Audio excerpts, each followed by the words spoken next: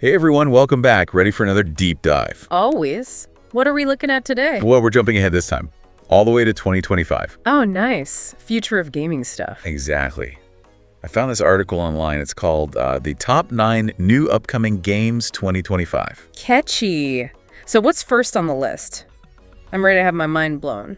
Well, how about some time travel and a little psychological horror, too? Oh, okay. I'm intrigued. Lay it on me. It's called Cronos, The New Dawn, coming to PC, PlayStation 5, and Xbox Series XS. Cross-platform. Nice. What's it about? You're dropped into 1980s Poland.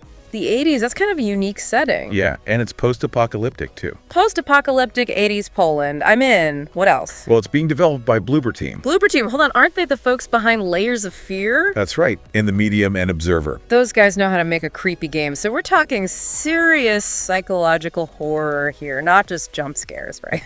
Sounds like it. And with time travel in the mix. Oh man, the possibilities for mind-bending twists and turns are endless. Sign me up. What's next on the list? Give me something with a little more, I don't know, mythical vibe. Well, then you'll love this. WUCHANG. Fallen Feathers. It's set in a world steeped in Chinese mythology. Hold up, so we're talking like battling demons and spirits and stuff. You got it. Imagine facing off against creatures straight out of ancient Chinese legends and folklore. Like what? Give me some examples. Think battling a Nayan, the beast that terrorized villages on New Year's Eve, or maybe even a nine-tailed fox spirit. A nine-tailed fox spirit. That's awesome. I hope the game does it justice. The environments better be incredible too. Oh, from what I've read, they're planning to create these really immersive landscapes inspired by like classical Chinese paintings with hidden temples and stuff. Oh, wow. That's definitely adding to the wish list. Yeah, I'm feeling some Journey to the West vibes. Speaking of journeys, What about a game where our choices actually matter? You know, like a branching storyline, moral dilemmas, that kind of thing. Okay, I see where you're going with this. How about we jump into a dystopian future with Exodus? It's coming to PC, PlayStation 5, and Xbox Series XS. Exodus, huh? That title definitely suggests some tough choices. Yeah, from what I've gathered, it's not just about surviving the environment or, fighting enemies. It's about those really difficult choices you have to make when everything's on the line. Choices that affect the story, your character, maybe even the whole world. Oh, now that's interesting. Morality systems can be hit or miss in games, but when they're done well, they really make you think. Definitely. And sometimes those gray areas are where the best stories lie. Right? Absolutely. Speaking of things that are sometimes good and sometimes not so good, Oh boy, here we go. how do you feel about sequels? It depends. Some sequels are amazing, some not so much. Why? What are we talking about? Subnautica 2, Below Zero. It takes everything from the original, the underwater exploration, the base building, and throws you into a brand new story in a totally different, much colder part of the planet. Subnautica 2. Okay, see, this is where sequels get tricky. What do you mean? Well, I mean, the original Subnautica was a masterpiece. It had this amazing sense of wonder, the mystery of the deep ocean, and the terrifying creatures lurking in the dark. I'm just not sure any sequel can live up to that. So you're skeptical. Maybe a little. That's fair, but at least it's already out, so people can decide for themselves. PC, PlayStation 5, Xbox Series XS, it's out there. True. I might have to check it out just to see how it compares. Okay, what else is on this list? We've had sci-fi, we've had mythology. I'm ready for something a little darker. What about some good old-fashioned horror? You read my mind. Up next, it's Hell Is Us. Okay, just the title alone is giving me chills. Hell Is Us. That suggests something pretty messed up. What is it about? Well, the developers have been super secretive, not giving away a ton of details. That just makes me more curious. What have they said? Anything? They've hinted at a focus on psychological horror, atmosphere, tension, the kind of fear that gets under your skin. Oh, I love that. No jump scares.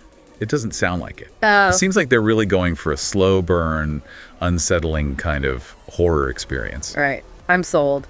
Hell Is Us is definitely on my radar now. PC, PlayStation 5, Xbox Series XS, right? You know it. All right, shifting gears a bit. How about some cooperative action? Love a good co-op game. All right, well, this was called Arc Raiders. What's the premise? Imagine this. You and your friends are fighting off these robotic invaders in this really cool retro-futuristic world. Retro-futuristic. Okay, I'm listening. It's like, chrome and neon, but with this sort of 80s sci-fi vibe. Oh, I love that aesthetic. So what about the gameplay itself? What makes it stand out? From what I've read, teamwork is key. You really have to communicate and strategize to take down these robotic enemies. Sounds like my kind of game. I love a good challenge, especially when you're working together with friends. Exactly. Okay, I'm sold on arc raiders. What else is there? How about we go from a tight-knit squad to a massive online world? MMORPG territory. You got it. MR5 has come to both PC and mobile. MR5, huh? What sets this one apart from the other 100 MMOs out there? Well, first off, it's got a gorgeous visual style. And the world is supposed to be absolutely massive. Yeah, scope and scale are kind of the cornerstones of any good MMO. But what about gameplay? Character customization, combat, that kind of stuff. From what I've read, it's all about dynamic combat and really deep character customization. Plus, there's this whole intricate lore and backstory that's woven into the world. All right, you've piqued my interest. I'll have to keep an eye on MI5. What's next? Ready for something a little more mysterious? Always. Bring on the mystery. All we know is it's called Project E. Project E, that's it. No genre, no studio, no nothing. Nope, it's a total enigma. Okay, now that's just playing with our emotions. This better be something groundbreaking to justify all this secrecy. What platform is it for? At least tell me that much. As far as I know, it's a PC game. That's literally all the info we have. All right, fine. I'm hooked. But they better reveal something soon. The suspense is killing me. Anything else on this list, or are we ending with a giant question mark? One more game to round things out. This one's an indie game called Lost Fragment. Lost Fragment, huh? Interesting name. What's it about? It's about exploring memory and loss. Yeah. But in a really unique way.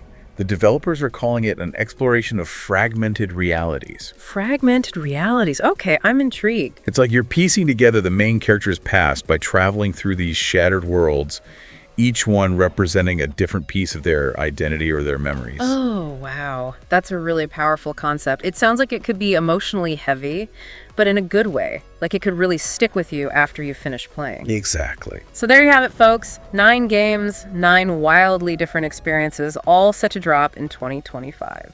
From time travel and psychological horror to mythological beasts and dystopian struggles, it looks like 2025 is going to be one heck of a year for gaming. What I'm most excited to see is how these games push the boundaries of storytelling and gameplay. We've got everything from small indie titles exploring deeply personal themes to massive online worlds where thousands of players can connect and create their own stories. It really highlights the incredible diversity and potential of games as a medium. Absolutely. So tell us, listeners, what are you most excited to see in the future of gaming? What games are already on your 2025 wish list? Let us know in the comments. And as always, thanks for joining us on this deep dive.